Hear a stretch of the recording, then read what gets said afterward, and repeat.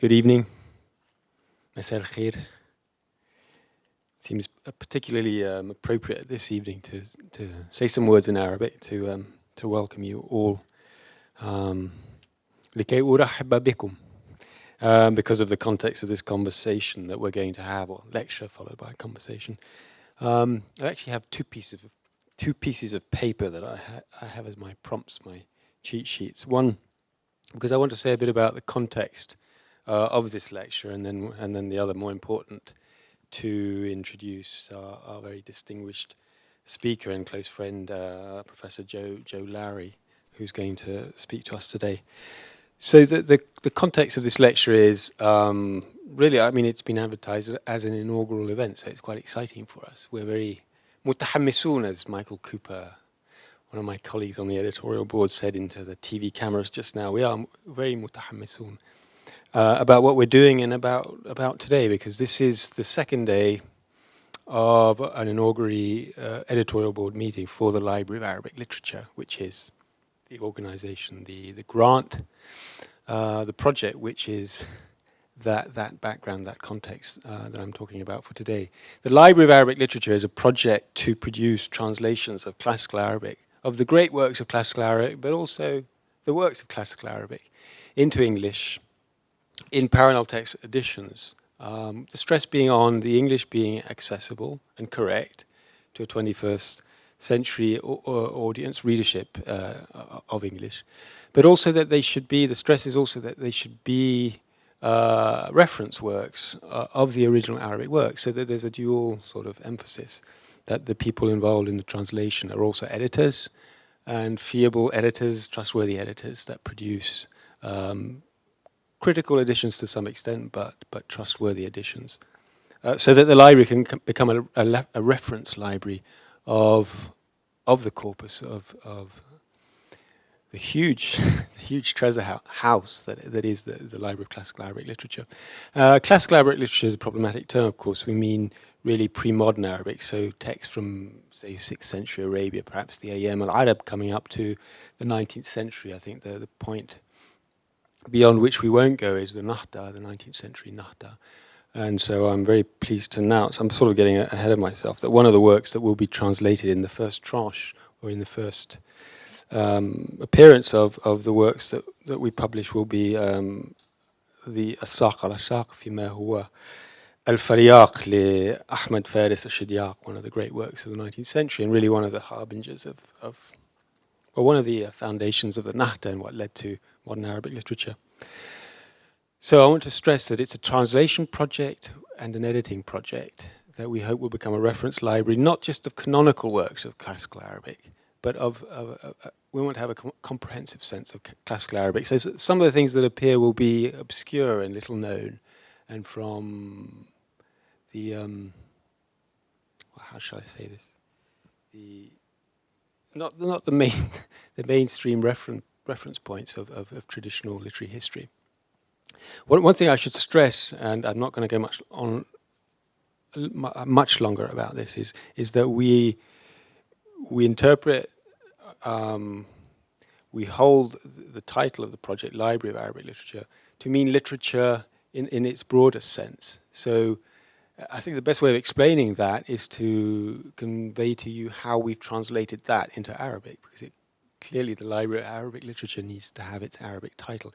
We've chosen al-Maktaba al-Arabiya, not Maktabat al-Adab al-Arabi, which would give a very confined sense of what literature means.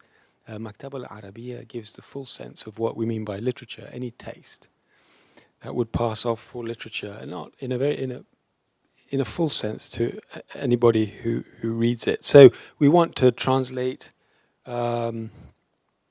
works that include poetry, poetics, fiction, religion, philosophy, law, science, history, and historiography, ila akhirih. Many works there is a real point in doing that. I would say that certainly in the West, the study of Islamic studies of classical Arabic started largely influenced by the German philological tradition, the Quellenforschung tradition. It was mostly concerned with the text of the founding text of Islamic civilization, mostly religious text. And so the study of that great treasure trove of classical Arabic literature in the sense of belles-lettres, creative literature, really lagged behind. It was sometimes translated, but really as a sort of philological prop to everything else that was going on. And so it's only quite recently, perhaps in the last 40 years, 30 years, that the study of classical Arabic literature as literature per se in the Western Academy, i.e. to an audience that can read English, has tried to catch up, make of that discipline something that stands shoulder to shoulder with a study of literature in other traditions, say German, in the comparative literature tradition. But it's always, unfortunately, it always feels like it's 20 years behind. So that's the second stage in what I'd like to describe as a sort of progress. The third stage now is I hope one that the Library of Arabic Literature can help us to get to properly, which is one that understands creative Arabic literature. So the Naqd Shar, all the great works of Adab, as part of a very rich and eclectic and multi-genred tradition of classical Arabic, where genres actually did overlap in very meaningful ways in a whole number of discourses. So the library is in part intended to just do justice to this literature, to the English-speaking world, and give these texts to the English-speaking reader, but also to encourage the reading across the genres that is far too much compartmentalized, I think, in general introductions and in people's general perceptions. So the project will translate in the first 5 years 35 volumes, we hope, of a number of works of classical Arabic. And it might include readers and selections of multi-volume works. In the long run, in the first place, we're concentrating on works that haven't been translated and that may or may not be canonical, but are important. And the critical thing, obviously, is that we have good and qualified scholars who can translate and who can edit. And of course, what we've institutionalized with the library is an editorial process where there's a lot of peer review and conversation. We want the conversations that the editorial board have to expand to the public and include the public, so that the readership becomes part of the discussions of the text. That we hope we will be allowing a larger readership across the world. That's the hope to taste. So this evening is the first in that desire to bring the text that we're translating to the public and introduce public discussions about them in a rather formal way. But as we move, we'll become much more informal about this. Much more, it'll take flight as an idea. So let me not say any more about the library, because it's unfair on our speaker who's chomping at the bit, and so other people who know him and want to hear him. Joe Lowry, Professor Joe Lowry, Assistant Professor of Islamic Studies at the University of Pennsylvania. Joe Lowry is also one of the editors of the Library of Arabic Literature.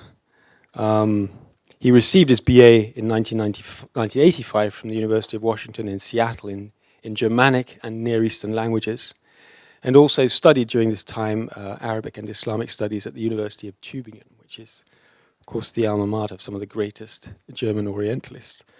After living in Cairo, Egypt for a year, having graduated, he studied law at the University of Pennsylvania at their law school and received a JD in 1990. So he changed tacks a bit. And but nevertheless didn't lose his interest in Islamic studies. Took an MA simultaneously while studying law in Islamic studies at Penn in 1991. But then practiced law with the Washington D.C. law firm Patton Boggs LLP. I'm sure there's another way of saying LLP. But during this job, he used his Arabic to assist the firm with its representation in several Arab states, and of several Arab states, of course, and the most important one, and I think one of the ones he was most fond of, was the United Arab Emirates, where he lived in the early 1990s. He went back to graduate education, changed tacks again, and did his PhD in Islamic Studies and Islamic Law at the University of Pennsylvania again, and finished his PhD in 1999. His PhD dissertation was titled The Legal Theoretical Content of the Risala of Muhammad ibn Idris al-Shafi'i, which received, and this is a great accolade, the year 2000 Malcolm H. Kerr Prize for Best Dissertation in the Humanities from the Middle East Studies Association of North America. Now, that might be a PhD, an award given to a PhD, but it's no mean accolade in the field of Islamic studies and the Middle East more generally. Dr. Lowry, Joe has taught Arabic, Islamic law, and Arabic literature at the undergraduate and graduate levels at several universities, including Rutgers, New York University in New York, and now, of course, currently at the University of Pennsylvania. He has published articles on Islamic legal theory, medieval and modern Arabic literature, and co-authored a literary historical study of the pre-modern Arabic autobiography called Interpreting the Self. It was a book published by the University of California Press. One thing I want to say about this book is it was translated last year by Kelima, the local project that is funded by Adach, into Arabic. We need to get hold of a copy and see it, but that's obviously a marker of that book's great importance, and it is a fabulous book. He is also author, among other works, of early Islamic legal theory, the Risala of Muhammad ibn Idris al-Shafi'i, which was based on his PhD and was published in Leiden in 2007, and he has co-edited with other colleagues 2 other volumes, Law and Education in Medieval Islam, Studies in Memory of George Makdisi, and also Essays in Arabic Literary Biography, Volume 2, the years 1350 to 1850. Of course, that's the so-called Asr al-Inhitat, but I know that one of the bugbears of Joe is to study what he feels gets short shrift in the history of Arabic literature, which includes the Asr al-Inhitat. He has very eclectic interests, an incredibly talented man, and a wonderful musician, a great lecturer in Islamic law. Please help me welcome him to the podium. Well, thank you, Phil, for that alarming introduction, which I barely recognized. But I think I should begin by thanking the NYU Abu Dhabi Institute for supporting the project of the Library of Arabic Literature, and also by thanking Phil Kennedy for having the vision and the fortitude to see this project through, and also for giving me the opportunity today to be interviewed for the very first time ever on television in Arabic, which was an adventure, I'm sure. So I'm going to talk to you today about a book that is near and dear to my heart. It's the Risala of a famous early Muslim jurist. The book is entitled The Risala of a famous early Muslim jurist, Muhammad ibn Idris al-Shafi'i. I am translating this in the context of the Library of Arabic Literature, which Phil just described. It's a book that is justifiably famous. It was much studied in the Middle Ages. And I have an apt quotation from a 10th century disciple of Shafi'i. He says, which I'm going to read this in Arabic and then tell you what it means, قرأت كتاب الرسالة للشافعي 500 مرة ما من مرة منها إلا واستفدت فائدة جديدة لم أستفدها في أخرى. So I have read, he says, the Risala by al-Shafi 500 times, and not one time did I read it without learning something new. And this is a sentiment that's near and dear to my heart, and I feel that I have experienced this actually myself. So what I'd like to do is give you a little bit of background on Islamic law and Islamic legal theory, then talk about some general considerations in regard to translating this text, and then I will have a specific discussion of some of Shafi'i's technical terms and how I plan to translate them. And I've chosen these terms with the idea that they will give you a kind of overview of his principal concerns as a legal theorist. And I hope that this will give my Arabist colleagues in the audience, and those of you who know Arabic otherwise, something to perhaps gently debate after my lecture. And for non-specialists, I hope this will open a window for you into early Islamic legal thought. All briefly, I hope. So, Islamic law and legal theory. I think most non-Muslims don't really know about Islamic law. They would be surprised to know, I think, that it is mostly not about crimes and warfare. And to the limited extent that it actually discusses crimes, most of the jurisprudence is overwhelmingly exculpatory. It's designed to keep people from being punished. It really displays a thought world that would be very easily recognizable to the common law jurist. Islamic law books typically begin with ritual matters, and they move on then to discuss a wide variety of secular matters, especially commercial law, which is treated in great depth. What about Islamic legal theory? What do we mean by legal theory? I suppose I mean abstract generalizations about the law, one or two levels of abstraction removed from descriptions of the brute rules of positive law. Now, people are often surprised, at least non-Muslims, that there is such a thing as Islamic legal theory, and they're even more surprised that there are people who study this for a living. And it is true that this is kind of a nascent subfield in Islamic studies in the West. Really serious studies, serious writing about Islamic legal theory has been, I would say, occurring in Western academia since the mid-1980s, really. And before that, it was something which was really ignored. Islamic legal theory is mostly about epistemology, or how we know things. And it deals with obvious questions in that regard, such as how do we know what the law is? Or what are the rules for interpreting revealed texts to help us derive or justify rules of law? But it also deals with larger questions of a wider philosophical interest, like how do we know things generally? What is knowledge? How do we know what language means? God and the Prophet Muhammad communicate legal norms to human beings using language. So knowing how language works, how language signifies, is key to discovering the law. How do we know what God wants us to do? How do we achieve salvation? And what are the theological consequences of epistemic uncertainty? I think most non-Muslims, and maybe even some Muslims, would be surprised by the structural and theological uncertainties that are built into the intellectual apparatus of Islamic legal thought.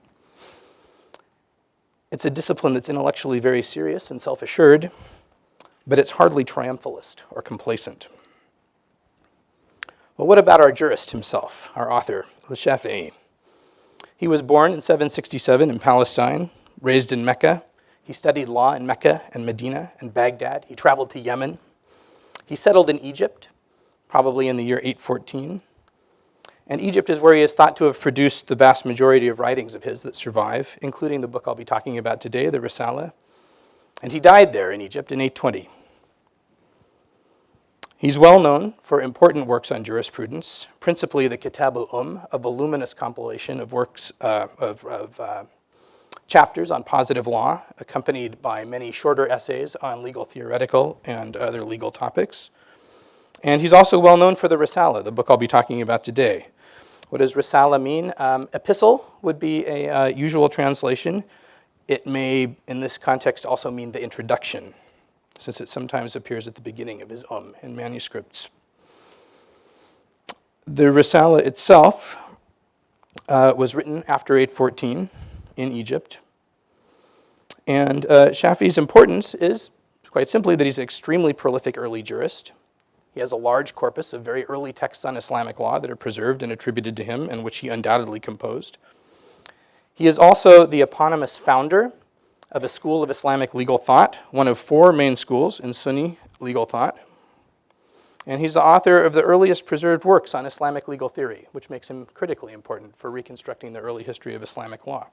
And one of these works is the Risala. The importance of the Risala is precisely that it's one of the earliest preserved works on this topic, on Islamic legal theory.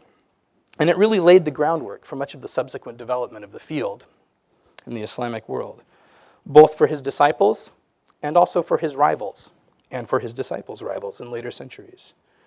And this fact is attested by something someone from a rival school of law wrote in the early 12th century, somebody named Ibn Aqil, a famous jurist and theologian from Baghdad. He said, while discussing Shafi's Risala, that Shafi was, and I quote, the mother and father of Islamic legal theory. High praise indeed. So let me say a brief word about the text of the Risala. There is an extremely early manuscript, one of the earliest complete books we have in Arabic, which dates to sometime in the 10th century, although the precise dating is uncertain. There are some later medieval manuscripts, which have also been the basis of scholarly editions. There have been 2 important scholarly editions of the text, one, all of them in Egypt actually, one from 1940, one from about a decade ago, and then there's a historically important printing of the Risala around the turn of the 20th century in Egypt. There are also previous translations. I will not talk too much about them, but there is one in English from 50 years ago, and a more recent one in French. There are also a couple of partial translations. So let me say a couple words about my general approach to translating this text, what my concerns are, what my goals are. Obviously, accuracy, readability, and accessibility are important. I'm personally concerned to demystify Islamic law for a non-Muslim audience, but I think sometimes perhaps for a Muslim audience as well. I would like to put Islamic legal theory on the map of intellectually relevant topics that one might study to show its continuing intellectual relevance, not just for Muslims, but for all students of law and legal thought. In regard to the Risala in particular, I would like to bring out what one of my colleagues called in a meeting of the Library of Arabic Literature Editorial Board in December, the systematicity of the work. I'm not sure that's a word, but it captures something that I like about it. One of the problems with previous translations, and I promise not to complain about them in detail, but I think one is that they didn't really believe, the earlier translators, that Shafi had a coherent program that he pursued throughout the course of his Risala, that he had a coherent theory that provided a unified vision of the structure of Islamic law. And I think I want to make very sure that when I translate the Risala, I convey this overall vision throughout the whole course of the text. So I think we need to start with a generous reading of the author's agenda. And we have to base our translation on the assumption that he had a coherent and sophisticated program. And part of that is emphasizing the consistency of his technical terms, and that's what we're going to talk about a little bit today. The technical terms are consistent and important. He was in many cases the first person to use them in a consistent and productive way. They do a lot of work in his text. And so I want to try to bring out what's distinctive about his thought by looking at some of my renderings of those. And finally, and this is related to this question of systematicity, I want to convey the legal seriousness of this work. And part of this I want to do by convincing you that Shafi has a kind of unified vision, a very strong and powerful vision of the way the law is constructed. But the other thing I've sought to do in my translation, it won't be so apparent from the passages we look at today, but that is to give a sort of fine veneer of legal jargon. I think the thought world of Sunni Muslim jurists is something that would be very recognizable to any law school graduate. Their concerns in terms of legal reasoning, dealing with precedents, elaborating norms, these are things that are just very familiar to anybody who's practiced or studied law. And so I like to have a little bit of jargon to bring that out. And I think this also helps to overcome negative impressions of Islamic law that have been widespread in the Western world. For example, the famous dictum of Max Weber, the German sociologist, who characterized Islamic law quite dismissively as Qadi justice. So, what are some of Shafi's main ideas? And what are some of the words he uses to talk about these? I've given you a handout, or you've been provided with a handout. This has some of my renderings. It has some other things I'll be referring to, and at the end it has a bibliography of some recent studies of Islamic legal theory. So if you're interested in doing some more reading, I hope you will pursue that. Shafi's concerns, I think, can be thought about as being located in four sort of overlapping zones. One has to do with texts. Shafi wants to establish the exclusive legislative authority of revealed texts. And for him, these are two. The Quran, whose authority was never really in doubt, but also the Sunnah of the Prophet Muhammad, his traditions, which are preserved as short narratives of his deeds and sayings, often with legal relevance. So these are the two things that Shafi wants to make the exclusive sources of the law.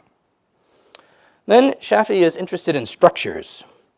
So a principal goal of the Risala is to show not only that the Quran and the traditions from the Prophet are the exclusive sources of the law, but that they have particular kinds of relationships to each other. In particular, that they function together to produce rules in a coherent and pre-planned manner. So he outlines specific structural relationships between these texts at the macro and the micro levels, that is in regard to the general architectonics of the law, and also in regard to individual problems of positive law. A third zone of concern is interpretation, and there are two kinds of interpretation that Shafi is interested in. One concerns reconciliation, or what we might call harmonization, of apparently inconsistent texts, that is, problems of textual harmonization in regard to specific issues of positive law. This kind of interpretation raises problems for Shafi of language and ambiguity. And the other issue about interpretation that he's interested in concerns legal interpretation more generally. That is, formulating legal rules when the two main sources of law do not provide any immediate guidance. And this kind of interpretation raises different sorts of issues. Issues of epistemology, how can we know the law with certainty? And issues of authority, who is entitled to formulate the law? And a fourth zone of concern has to do with people. Shafi is concerned to define appropriate roles and spheres of competence for jurists, transmitters of traditions from the Prophet, rationalists, people who believe that the human reason is an independent source of law, and also for laypersons. Okay, so with that in mind, let's think about Shafi's system. So I say the system here, I mean that, I'm told that Kierkegaard used to refer to Hegel's metaphysics as the system in a sort of ironic and playful way. I don't mean that ironically here, actually. I'm convinced that Shafi has a system, and it's really one of my primary goals in this translation to bring out that system and to make it apparent to people who are not readers of Arabic.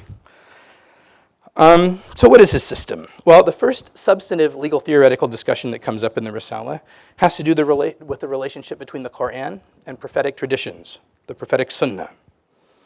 And Shafi asks, what are the possible modalities of the divine legislative statement? And he says that they are 5. And these are on your handout under the subheading, the system, or al-Shafi's system. And they are this.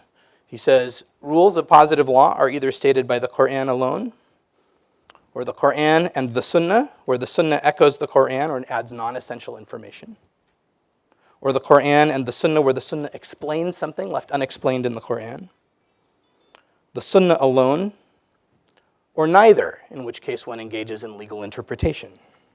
Now,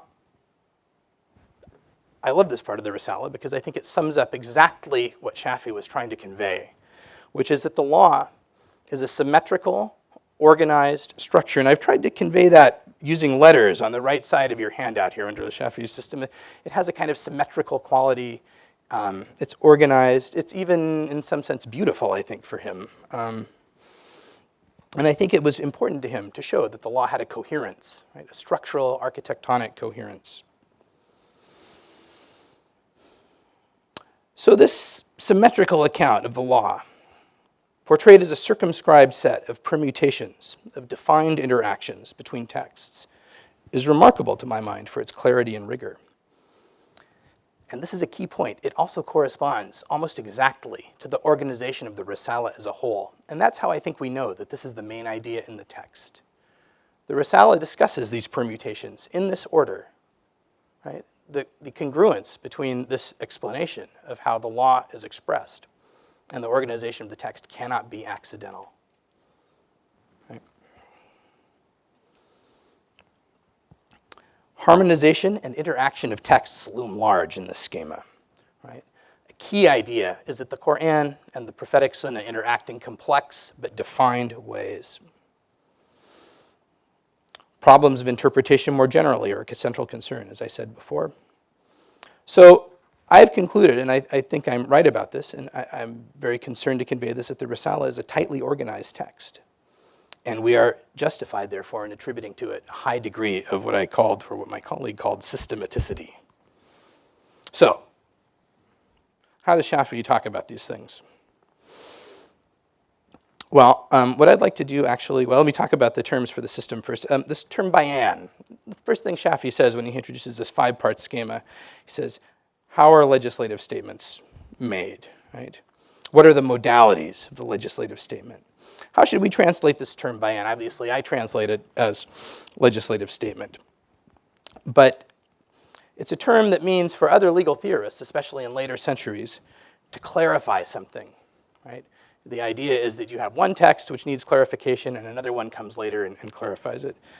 But it seems clear to me that Shafi is trying to describe how it is that the law appears, right, by itself. It doesn't need to interact with any other text when it appears. He says in the Risala, a bayan is directed to whomsoever is addressed thereby, among those persons in whose language the Quran was revealed. So he says it's an address. Well, why not translate it as address? Right? Why translate it as legislative statement? An address is good if we're trying to emphasize the communicative aspect of revelation, right? In other words, if we want to think simultaneously about the origin of the communication and the recipient. But I think what Shafi is really up to is giving us a typology of legislative pronouncements. That's what our 5 varieties of legislative statement are. So I think we're entitled to use this meaning of legislative statement for bayan. It's still a valid meaning of bayan in modern Arabic, the word statement, right? And I think what Shafi is concerned about is the structure of these statements, okay? And that's why he lists them in this order. So now what I'd like to talk about are these 2 situations in which the Quran and the Sunnah function together, and some of the words that he uses to describe that. So these would be our 2nd and 3rd varieties of legislative statement, right? It seems to me that the point of giving a typology of legislative statements is to define the universe of all possible legislative statements, right? And there are, for Shafi, 3 kinds of textual interaction, right, that are part of his schema, in which the Quran and the Sunnah interact. And these are texts in which restriction occurs, texts in which abrogation occurs, and texts in which we have a general passage that is clarified by a subsequent passage. Okay, these are his varieties of Quran-Sunnah interaction. So let's look at these in turn, and the terms for these are under techniques and terms for harmonization. Okay? Our first pair of terms are am and khas in Arabic. Now these are often translated in English as general and particular, or variants of those. This seems to me very unsatisfactory. I think in English, when we talk about general and particular, what we mean is the relationship between a concept or a quality or an idea and an individual instantiation of that quality or concept or idea. In other words, this denotes an intentional relationship between concept and its realization. But this is not what Shafi means by these terms at all, and that's why I think this is a wrong translation of these terms. What he means by am is the maximum number of people to whom a legal rule or obligation could apply. And by khas, he means a subset of that group. So I would like to propose unrestricted for am and restricted for khas. So let me give an example, if this is not too abstract already. Surah 5, verse 6 of the Quran requires that if you undertake to perform the required prayers, you should wash your face, your arms including the hands, wipe your head, and wash your legs up to the ankles. In a hadith, however, the Prophet Muhammad passed his hands over his footwear in lieu of actually washing his feet. He had donned his footwear in a state of ritual purity. Now, we might characterize this, if we think that the Prophet was providing a rule when he passed his hands over his footwear, as an exception to the Quranic requirement that you wash your feet. But that is not how Shafi explains this. What Shafi says is that the hadith articulates a rule that applies to some people and not others. It applies to that subset of persons who are required to perform ablutions, but who have donned their footwear while in a state of ritual impurity. That is, the rule allowing one to pass one's hand over one's footwear is restricted because it applies to a subset of the group of persons otherwise subject to the provision in Surah 5, verse 6. So why do I think of this as harmonization? Because the Prophet's practice of passing of his hands over his footwear seems, at first blush, inconsistent with the requirement to actually wash the feet. Right? Asserting that the rule allows passing one's hands over one's footwear applies to a restricted group reconciles this apparent inconsistency. And Shafi was aware of apparent inconsistency. He has a word for it, ikhtilaf. This is his word for textual inconsistency.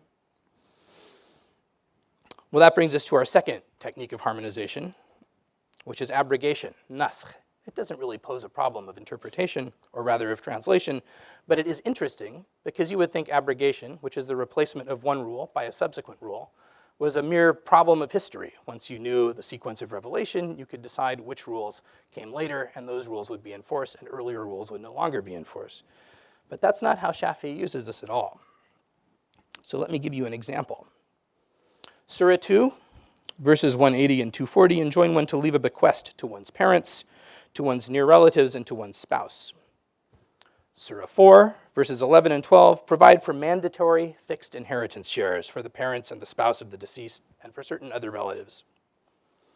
The injunction to leave a bequest to some relatives seems inconsistent with the fixing of mandatory inheritance shares for those same relatives. The apparent inconsistency disappears, however, once we learn that in a hadith, the Prophet Muhammad legislated that no heir, that is, no one named in Surah 4 as an heir, should receive a bequest, which seems to be what's mandated in Surah 2. So we infer from the hadith in question that the fixing of inheritance shares in Surah 4 abrogated the bequest verse in Surah 2.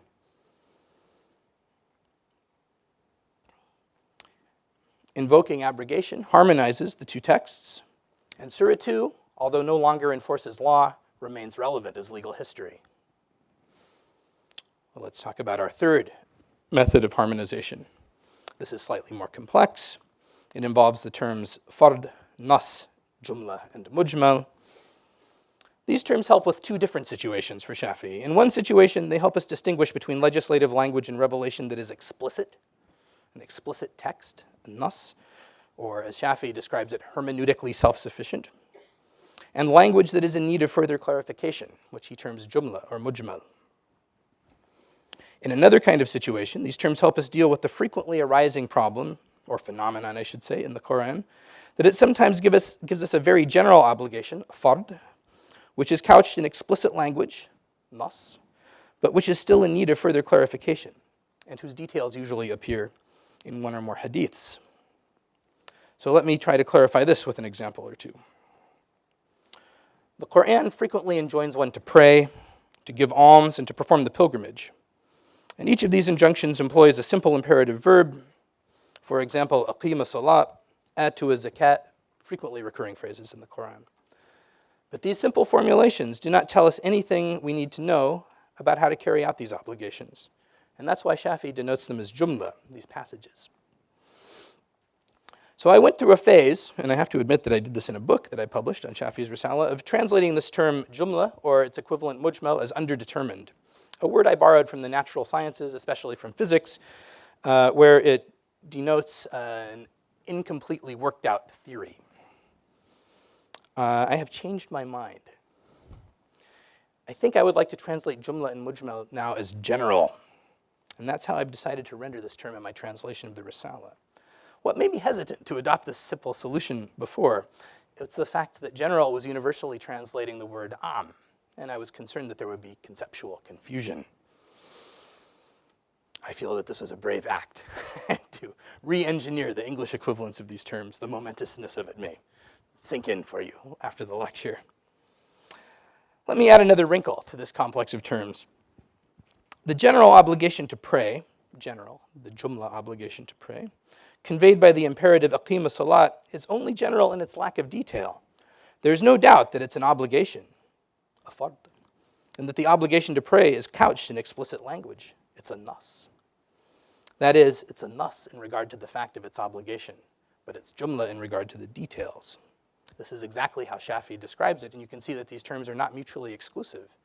They connote different aspects of the way that the law signifies in the Quran. And this is evidence of the sophistication of his thought. But the usual situation for Shafi'i is where you have a general passage, jumla, that is clarified by another. So for example, in Surah 2, verse 230 of the Quran, it says that if a man divorces his wife, he may not remarry her until she marries someone else first. Al-Shafi points out that the word marry in this passage could mean several different things. And hence, he says it's jumla. And this shows us that in some situations, we might actually even translate jumla as ambiguous. But that doesn't cover all the situations, so we can't use it consistently. And consistency in technical terms is a goal, as I stated earlier. In a hadith, however, the Prophet Muhammad makes it clear that by marry in this case, he means actual consummation of the marriage. Thus, the hadith has supplied the details for a general passage in the Quran, and together the two texts make a complete rule. You may remarry a woman if you've divorced her, but only after she's married someone else and consummated that earlier marriage. So these are the key terms for what we might term textual interpretation in the Risala. But there are other aspects to textual interpretation. It fits into a context in which issues of authority, interpretive authority, frequently arise, and also epistemic uncertainty. So I have translated for you in a strongly modified way a little passage from the Risala in which I want to show how these terms operate. So these terms are often framed, the terms for harmonization that I've just discussed are often framed by other terms that reveal other of Shafi's concerns. And if you'll just look at the handout at the top under interpretation, I have 5 terms there. Ihtamala, an Arabic verb which means it could be, or it's possible that. Shafi actually uses this all the time to mean something could mean X or it could mean Y. Okay? And so I've translated it that way. It could mean this, it could mean that. Dalil, an indication. I should say ihtamala, right? The signals ambiguity, right? It alerts us to the fact that an act of interpretation is about to occur. Dalil and dalala, indicator and indication, these refer to the information that the text to be harmonized will bring to bear on the primary text that is ambiguous or general. Istidlal or talab ad-dalala, to seek an indication, to draw an inference, right? This is what the jurist does. The ahl ilm, scholars, these are the people who are entitled to engage in interpretation. And ijma', if you are very lucky, the scholars will reach a majority view, which will be characterized as consensus, lending additional authority to the rule in question, but also providing comfort in cases of epistemic uncertainty. So with those terms in mind, I have translated a short passage here, or excerpted from my draft translation of the Risala, a passage in which an act of harmonization and interpretation takes place, and I've replaced the actual propositions with variables, so that you can see what the form of these statements are like in the Risala. This is a frequently recurring form of argument in the Risala. It doesn't really matter what rules are in it. And so I've tried to generalize it by subtracting the legal doctrines and just putting variables in. So I'm going to read that for you here. This is under point 2, textual interpretation in action. The 2 Quranic verses in question, he's talking about a problem of positive law, could have 2 different meanings. Muhtamalatain, participle from ihtamala.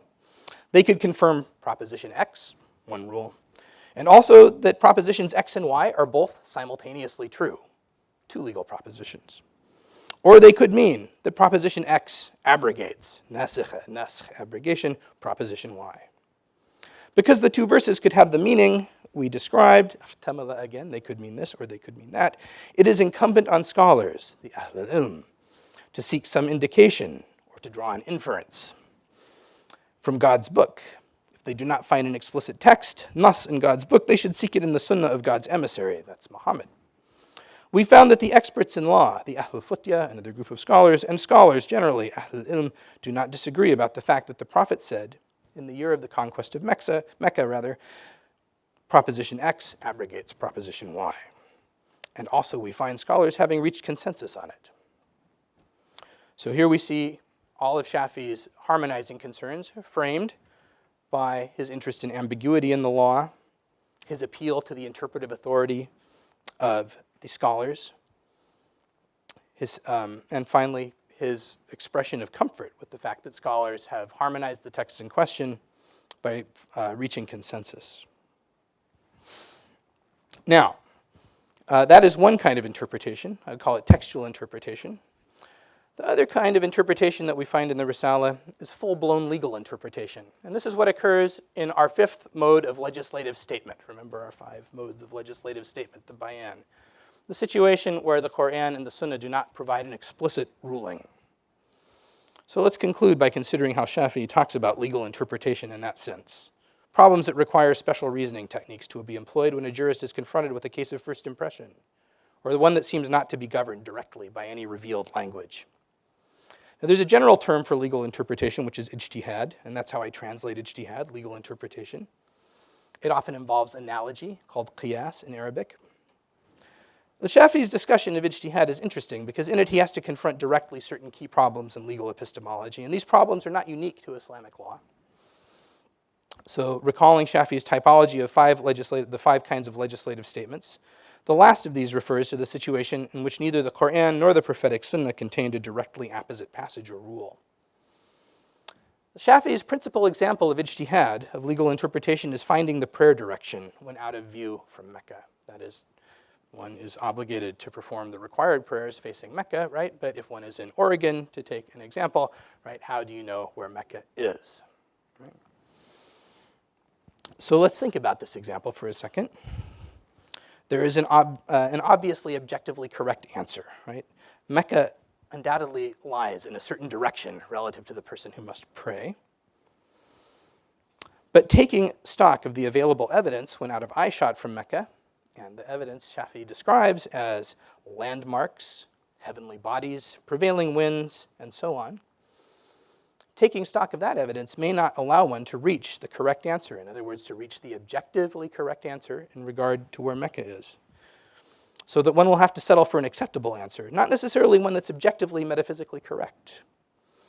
In such cases, Shafi'i distinguishes between answers that are functionally correct and those that are metaphysically correct, with the terms zahir and batin. And in this context, they mean, or I would translate them as the apparent meaning, which can suffice in case of need, and the true meaning, which one always aims for, but which sometimes, as his example of the prayer direction shows, lies out of reach. This tells us that for Shafi, legal interpretation aims at an objectively correct answer, which undoubtedly exists, but that he will settle for a reasonable answer based on the available evidence. In other words, inferences are not only possible, but they're sometimes required, even though they don't always lead to the right answer. Now, to my mind, in the context of a religious law, this is an astonishing thing to concede, where compliance with the law is the route to salvation.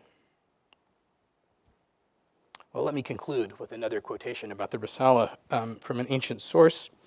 Shafi had 3 students. One died too young in prison in Baghdad, imprisoned for his theological views. Another is the main transmitter of Shafi'i's works. And the third, somebody named al-Muzani, wrote a digest of Shafi'i's legal opinions, and this book was widely used as a textbook for Shafi'i's disciples in the Middle Ages. People wrote commentaries on it. It was a celebrated work. He says this, and I'm going to read this in Arabic, and I'll tell you what it says. أنا أنظر في كتاب الرسالة عن الشافعي منذ 50 سنة ما أعلم أني نظرت فيه من مرة إلا وأنا أستفيد شيئا لم أكن عرفته. So he says, I've been reading in the Risala by Shafi for 50 years, and I don't know that I've ever read in it without learning something that I didn't know before. I think I first read the Risala 25 years ago in a graduate seminar at the University of Pennsylvania, but otherwise this statement applies to me as well. I feel that whenever I look in the Risala, I'm enriched as somebody who studies jurisprudence, and I very much hope that when my translation is done, that this will be true for some, if not all, of you. Thank you very much.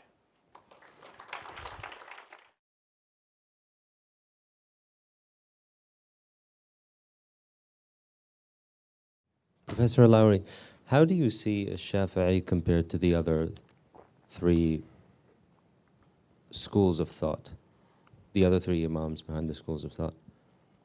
Good. This is a question about which we have a lot of information, which is difficult sometimes to unravel. So there are 4 schools of legal thought in Sunni Islam. Shafi is the namesake of one of them. The others are named after somebody named Malik, somebody named Abu Hanifa, and somebody named Ahmad ibn Hanbal. These persons died, including Shafi, between roughly 790 and 767, I should say, 767 and 855. Now, it just so happens that Shafi studied with one of these persons, Malik, who was a famous jurist in Medina. And he also studied with one of the most important disciples of Abu Hanifa, somebody named Muhammad ibn al-Shaybani in Baghdad. And it seems that al-Shafi also interacted with the last eponymous founder of a school of legal thought, Ahmad ibn Hanbal. What is his relationship to them? Well, from Shafi's writings, we know that he was polemically engaged, certainly with the disciples of Abu Hanifa. And when Shafi discusses legal interpretation and urges us to use ijtihad, and especially qiyas, analogy, this is generally understood as an argument against the reasoning techniques of the early Hanafis, right? In which Shafi alleges often that when they solve problems for which there is not an obvious text or apposite rule in the Quran or the prophetic sunnah, that they engage in a kind of reasoning that's untethered to revelation. Now, Shafi also engages with Malik's jurisprudence polemically. He transmitted a number of works of Malik with a sort of critical commentary interspersed, and these are part of his Kitab al-Umm. as he did also with Shaybani, the Hanafi disciple whom I mentioned a minute ago. His engagement with Malik centers on two issues. Well, there are many slight disagreements in regard to positive law with Malik, so individual legal rules. But Shafi is wary of theories of local authority. So Malik believed that the practice of Medina was an authoritative source of law. This is an idea that was misunderstood in later, or perhaps deliberately mischaracterized in later polemics and works on legal theory, in which non-Maliki authors generally assumed that Malik believed in the consensus of the people of Medina, in the same term we have here in Shafi's thought, ijma', consensus. But what Malik probably really believed was that the practice of Medina was a kind of holy continuation, holy, H-O-L-Y, yeah, holy continuation of the sacred and rightly guided practice of the early Muslim community, because Muhammad had emigrated to Medina, had enjoyed increasing social and political success, and his immediate successors, who ruled the early Islamic State from Medina, also were viewed as continuing this legacy of rightly guided practice. So I think Malik's views on the authority of Medina, it's not that Medina is a site of consensus, but a site of a living tradition that's organically connected to the time of the Prophet. Shafi is suspicious of this idea of local authority. He believes that you should look in the texts. You should look at the Quran, you should look at the hadith of the Prophet, the traditions from the Prophet, and everything you need, which is the whole point of his theory of the 5 modes of the bayan, of the legislative statement, everything you need is there, right? Every possible permutation of the way a legislative provision could be expressed, either in the Quran alone or the Sunnah alone or in the two in combination, is provided for. And God did this deliberately, right? This architectonics of the law is a deliberate divine plan. So he's suspicious of Malik's idea. His relationship with Ahmad ibn Hanbal is more complicated. And this is true also for his relationships with Malik and the disciples of Abu Hanifa. And they're much discussed in later polemics between the Sunni schools of legal thought. They often disagreed with each other. And so often Ahmad ibn Hanbal is characterized as somebody who is subservient to Shafi'i's knowledge. Often Shafi is characterized as somebody who is subservient to Ahmad ibn Hanbal's knowledge of prophetic tradition. That was a very long-winded answer to your question. Hi. Looking at the passage you translated under textual interpretation and action, Shafi uses different terms for experts in law and scholars. And I was wondering what the difference is between these two groups of people. That's a great question. I've actually cut out an intervening sentence or two, and I suspect that these two groups are substantially identical. However, there is just enough evidence, at least in the Risala, for me to be able to claim, I think, that Shafi broadly recognized a distinction between transmitters of prophetic traditions and people who analyzed those traditions in the Quran and formulated rules. And that he kind of viewed these transmitters as a source of texts, but not necessarily as a source of analysis. I think he viewed himself as somebody who analyzed texts. So it's possible that by Ahlul Futya, the experts in law, he means analyzers such as himself. And by Ahlul Ilm, it's a term, more of an umbrella term that embraces both the transmitters and the analyzers. But it's hard to know. I will admit to having counted up all the times he uses terms like this in the Risala in my study of the text. And it's hard to draw hard and fast conclusions from them. But I think he did recognize this distinction between legal experts and text transmitters. Yes, I was curious if you could say a little bit more about the source for Shafi of ijtihad and qiyas. What do you mean by the source? I guess for him, where did this influence come from? This the conception of using these as a mode of interpretation, as a source. Does he talk about where he actually received these ideas? Does he talk about where he received these ideas? I don't believe he says that he received them from anywhere. The whole point for him of ijtihad and qiyas is to tie, even in cases where the Quran and the Sunnah provide no apposite rule, to tie your legal reasoning to a revealed text that is somehow indirectly relevant and to analogize from that text to the new situation that you're confronting as a jurist. Now, The term qiyas is one that's already in use elsewhere in the Islamic intellectual tradition. And in fact, many of the terms that I have listed here for you in the handout are terms that are also in use among grammarians. And one has the suspicion, but it's not really possible to say for certain, that Shafi got these terms somehow from the grammarians and turned them to textual interpretation rather than to analyses of syntax or semantics. That's tempting to conclude, but the evidence is thin. So that would be one source. Ijtihad is not a term used by the grammarians, I think, generally, but qiyas certainly is. Yeah, but he doesn't really talk in terms of having got them somewhere. He does often, of course, cite traditions from the Prophet, and we can tell with whom he studied because he gives us the chains of transmitters, right? But theoretical concepts like this, he doesn't really give a source for them. It's probably right to think of qiyas as a kind of disciplining mechanism relative to the Hanafis in Baghdad, whose legal thought Shafi found too untethered to revelation.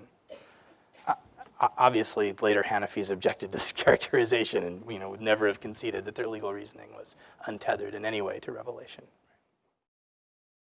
Yeah. I'm sure there's people more knowledgeable than me about hadith, but there is a hadith where Mu'adh went to Yemen, and the Prophet ﷺ asked him, "What would you do under this situation?" Yeah. And he basically replied, "I would refer to the Quran." And then he said, "Well, if the answer isn't there, Yeah. then I'll refer to the Sunnah. And if the answer isn't there," and then the sequence went along according to priorities. And I think people cite that as their sequence when deciding, how to bring in evidence to support a particular decision.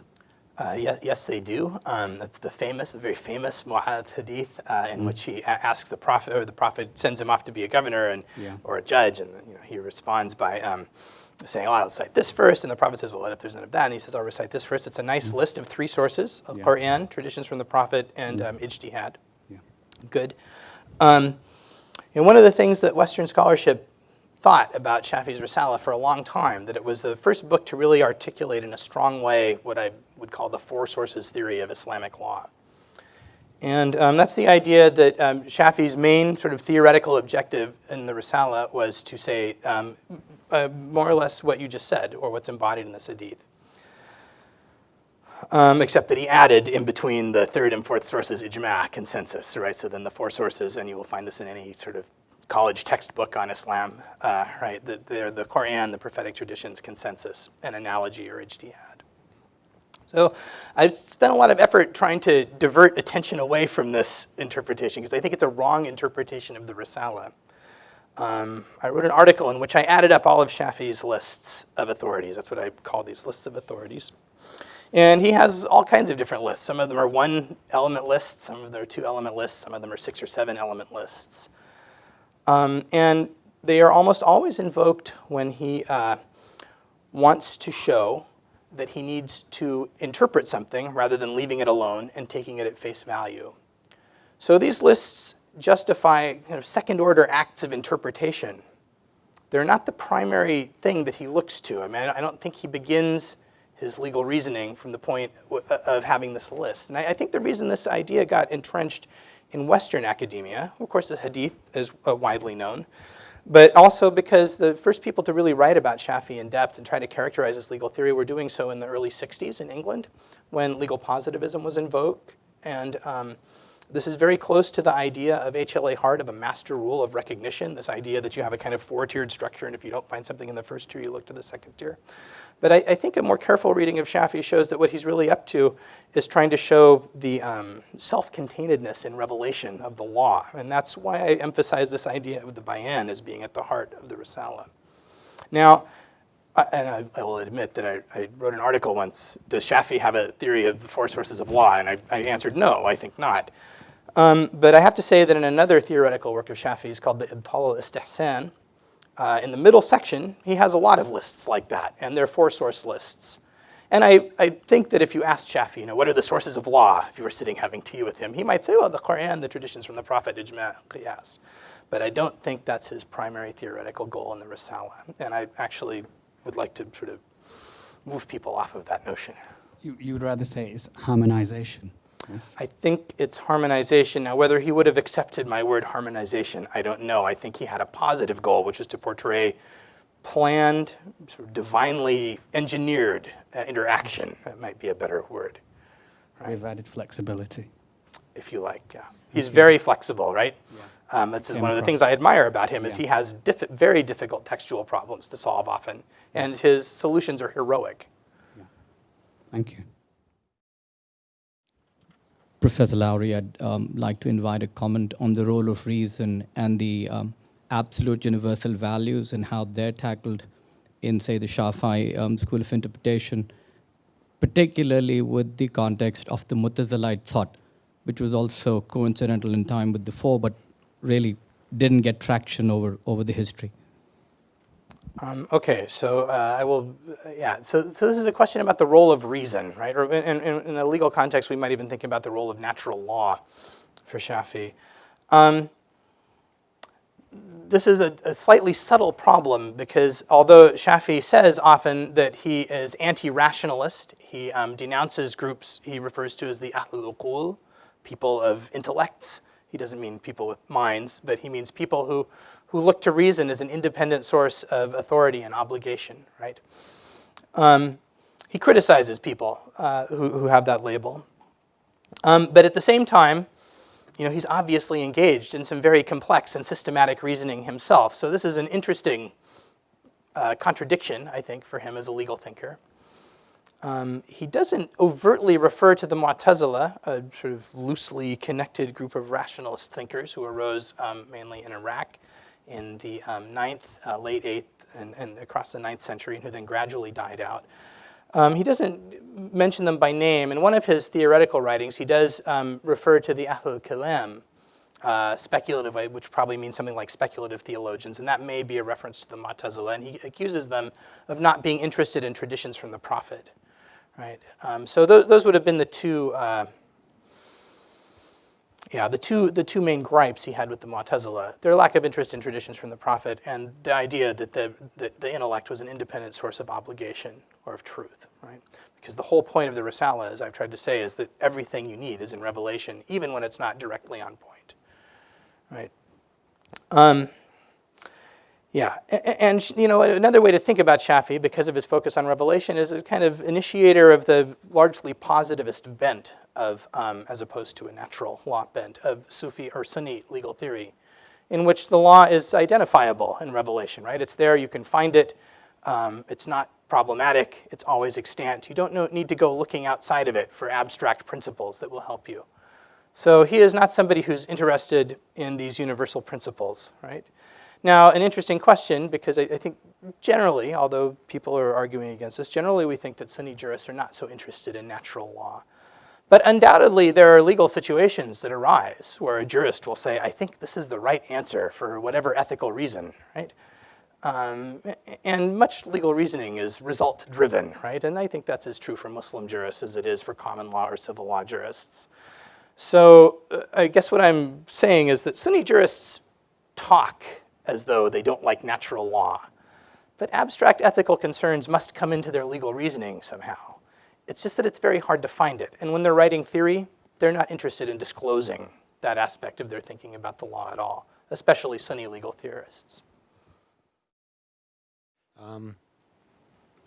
So one of the things I said in the introduction, Joe, was that on the whole, in the Library of Arabic Literature, we've decided, and you know this because you're one of the architects of what we decided to do, is to concentrate in the first phase on the translation of texts that haven't yet been translated into English. So to fill out, you know, the corpus of what's available to the English reader. And something you said, or perhaps I said also, is that you're producing a second translation of In English, yeah. into English. Yeah. So there was a translation in the early 60s, and Yeah. I'm wondering if I know you're the last person to say anything negative about someone unfairly, but I wonder if you could compare your translation and I made a solemn vow to myself not to say anything about Majid Khaduri, the previous translator of the Risala, who published his translation in 1961.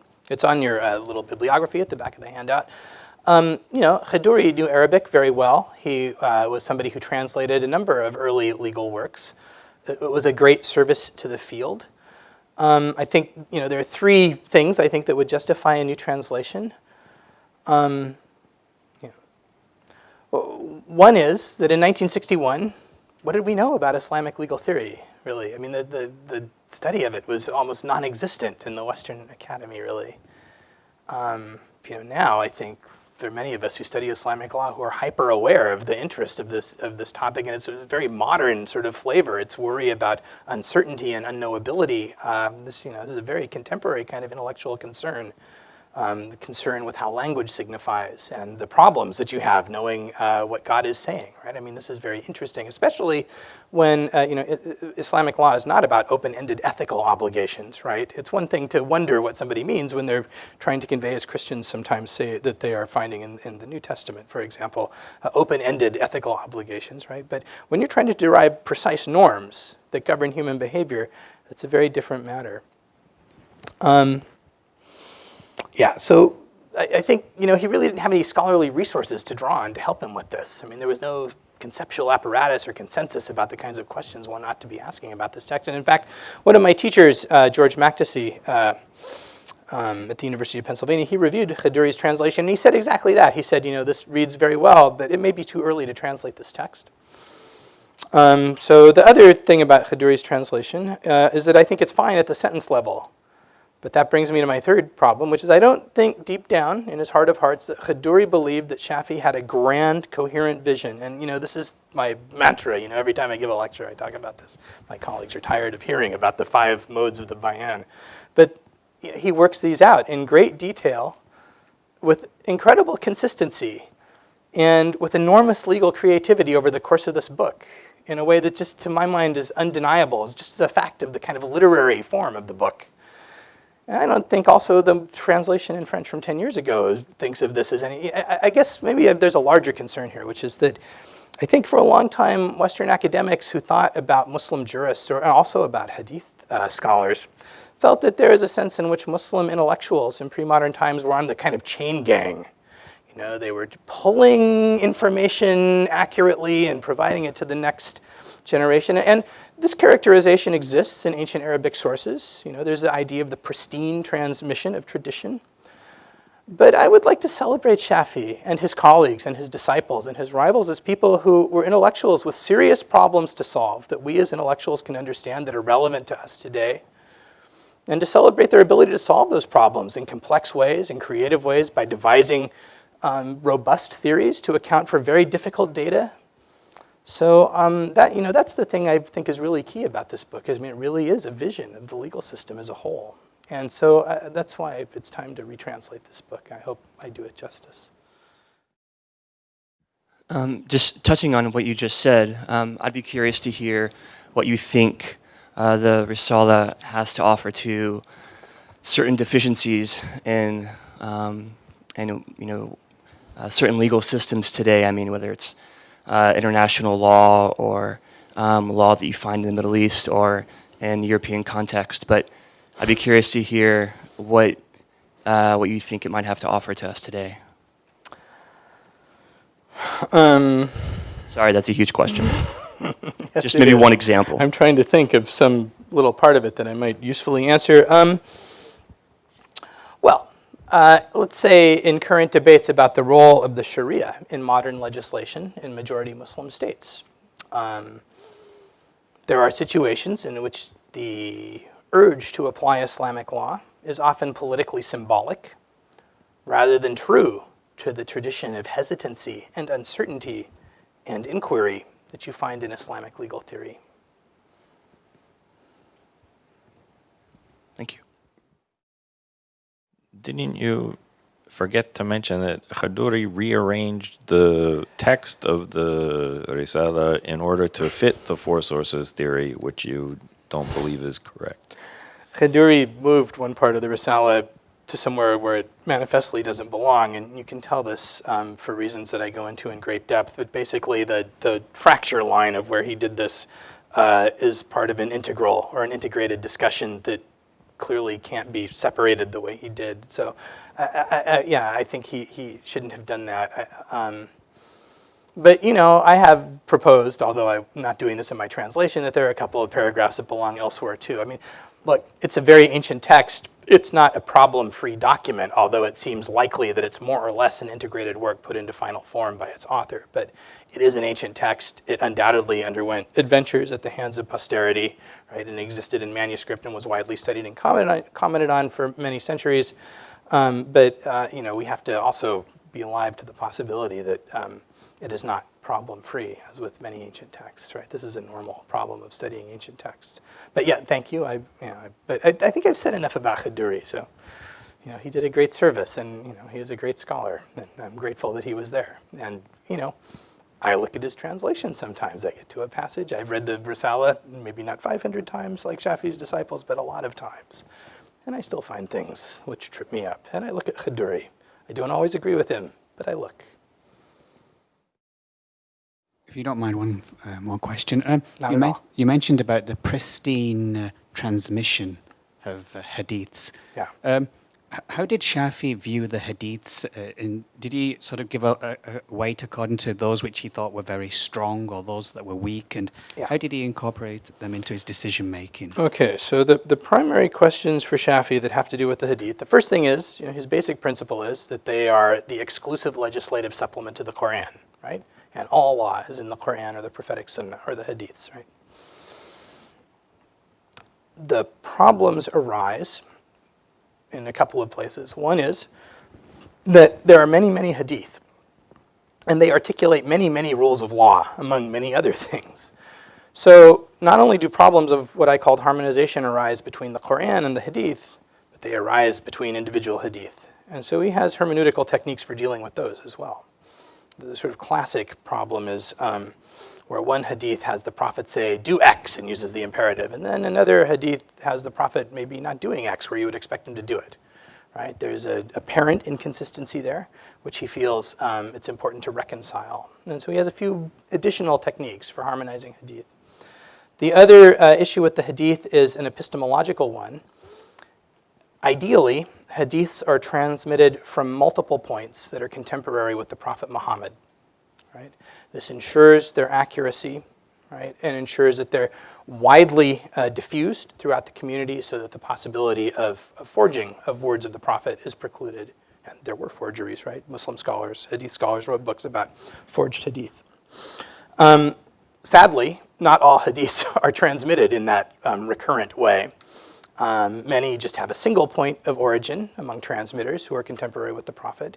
So Shafi viewed those as weaker, but he was not at all prepared, weaker than those recurrently transmitted, but he was not prepared to reject them. And in fact, he insists very adamantly that one always base one's decision on them if that's what one has, and that they are very strong, though not as strong as the recurrently transmitted hadiths. Now, this distinction was also important to later legal theory, right, between recurrently and non-recurrently transmitted hadiths. And then there are hadiths where there are gaps in the chain of transmission, right, where there's a generation where you don't know what happened, right? So those are also problematic, but he's prepared to use those if that's all he has, because that's still a revealed text. Thank you. You're welcome. I have a question on the text that you're using to translate. So Yeah. whatever the manuscript that you're using of the Risala, is there any doubt that it can be traced back to Shafi? How was the manuscript preserved? Are there different versions? How This is old are they? a great question.